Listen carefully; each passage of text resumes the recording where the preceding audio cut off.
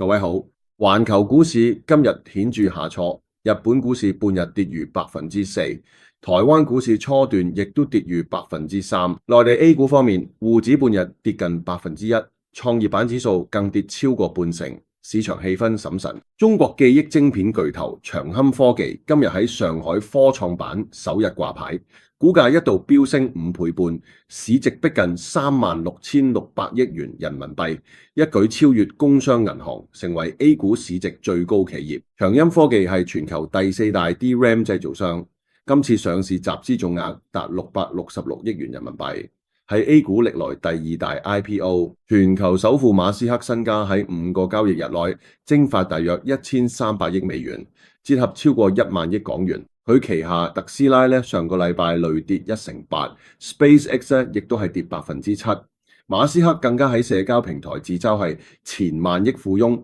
不過佢目前仍然係全球首富。青海省海南州興海縣今朝嘅11點16分發生5.7級地震，震源深度10公里。中國地震台網已經正式測定，暫時未有傷亡同埋損毀報告。超級厄爾尼諾現象加上全球暖化雙重夾擊，專家警告會增加極端天氣威脅，香港將面臨6大氣候風險，包括更頻密嘅暴雨、風暴潮同埋酷熱天氣。歡迎點讚同埋 subscribe，我哋下次再見。